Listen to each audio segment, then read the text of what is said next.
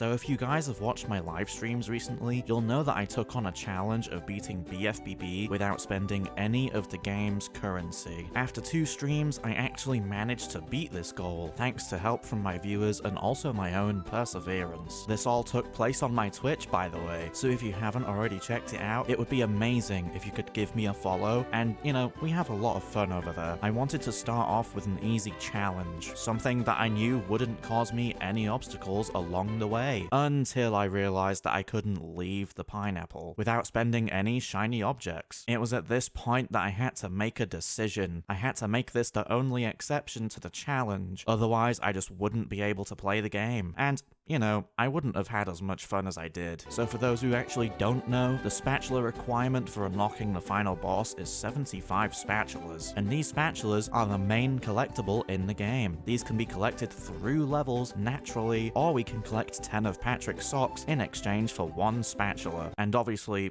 we can give shiny objects to Joe White, Mr. Grabs, which we can't really do in this run for obvious reasons. To start off this playthrough, I basically played the game as I normally would. I disabled hands using the taxi pad, and I obtained the Cowabungie spatula, which allowed me to traverse out of bounds and ended up skipping to the second area of the hub. This is where I went into the tree dome to gain an extra spatula, but also to allow myself to gain access to Hub 2 moving forward in the run. From getting this collectible, I used the chum ball strat. This is where I take my sponge ball, jump it up to this platform over here, and use it to kind of boost myself up this building, and then gain access to Hub 3 and the chum bucket spatula. With these extra hub areas being accessed, we make our way back to JF01, gaining any socks and spatch within reach. We enter JF02, the area of Patrick's Dilemma and Jellyfish Caves. I went down a slide and skipped the cutscene, and I also used Dilemma Skip to avoid the robot ambush. I casually continued through Jellyfish Caves, reaching the end of the segment and coming out to Jellyfish Canyon. Now unfortunately, this is where our tour of Jellyfish Fields ends, as the only spatula we have access to here is the Drain the Lake spatula. Downtown Bikini Bottom, here we come! Now here in this level, there's a lot of stuff we miss out on. We're missing out on 2 spatulas in the Sea Needle, due to the clam at the gate. We also miss out on the spatula for the steering wheels for the exact same reason. This is gonna be a pattern you'll see through the first part of the game. We'll be able to get most spatulas from levels until we reach some parts of Hub 2. During Downtown and Goo Lagoon, nothing was getting in our way, and the most I managed to accomplish in Goo Lagoon was honestly the tower skip strat. Either way though, we went through these levels quite swiftly, so I'm gonna revisit these later. We obviously beat Robo Sandy, and we actually unlock the second hub area, so we gain access to another 3 levels, even though our out of bounds strat kind of already did that earlier, but you know, top of Shady Shoals spatula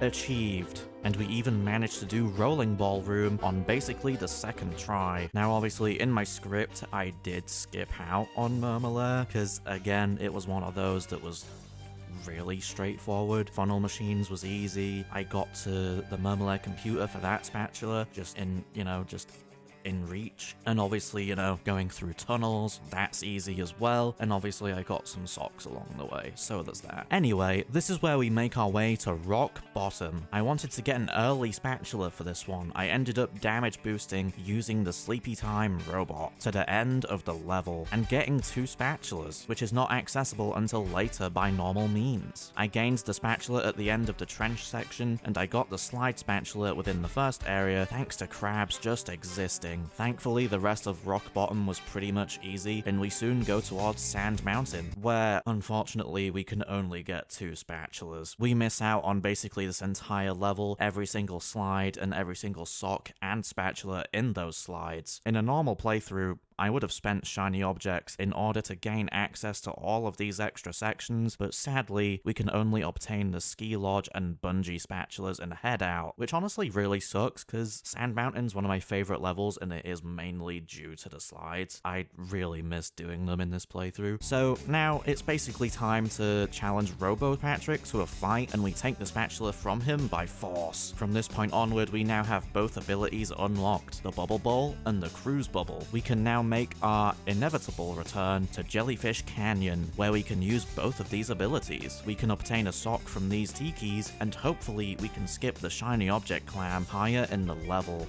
I get the feeling I'm not gonna be able to, like, get the level that I want.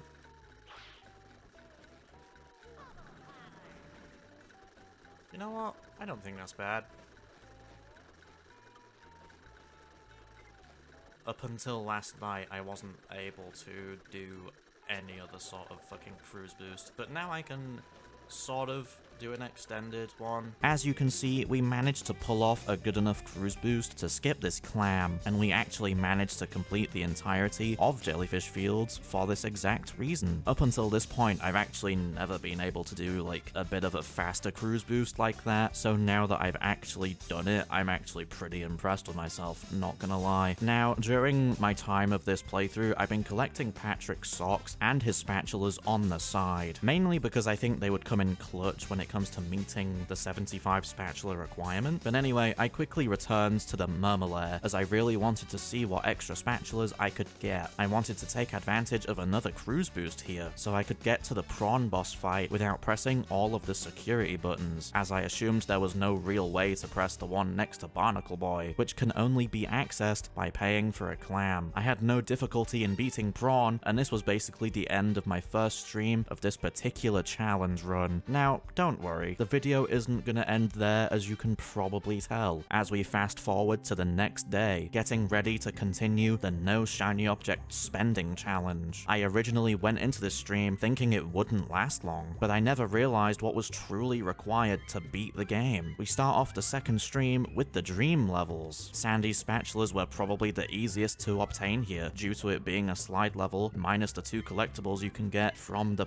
plankton spatula. I collected any socks I could in this area and made my way to the giant acorn. We gain an extra collectible in Dream, only to realize we can't progress further. Thankfully though, we have access to Kelp Forest, which surprisingly gave us some decent advancements. We found all of the lost campers, we obtained both Kelp Slide spatulas, one from the finish line and another from Mermaid Man. We spent a lot of time in Kelp Caves for the Crystal spatula and Exit spatula. Tiki Roundup was fairly straightforward, and any other spatulas were easily achieved as well. At this point, I was really eager to avoid SpongeBob's dream, since the spatulas I wanted required speedrun strats in order to succeed. So instead, we made our way to Goo Lagoon, where a viewer told me I could take advantage of an invisible button, which was used to get the over the moat spatula. At this point, this same viewer also told me another spatula was reachable, although at this time, this wasn't obvious to me. While returning to previous levels, we make our way to Murmelair, and I'm just gonna show you what I did on screen, to be honest. Is it safe to assume that the button's reachable? It's not gonna reach from here, but I just wanna see.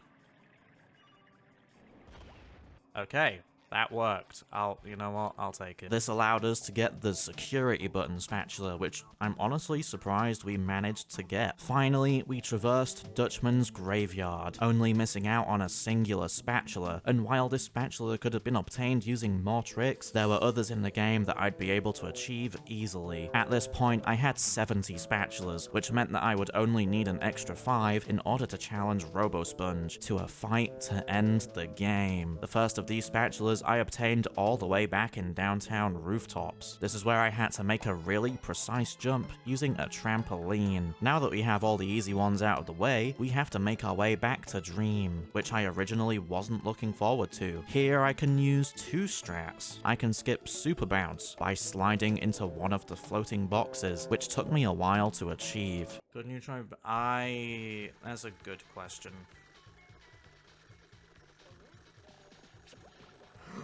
Yes, we did it! Thank you for the suggestion, I appreciate it. This allowed me to gain access to Squidward's Dream, where I easily managed to gain yet another spatula. The worst wasn't over yet though. The next spatulas we could access were the Dreamscape spatulas and the Patrick's Dream spatula. I spent a lot of time trying to make Oil Skip happen. It took some time, but eventually I made it.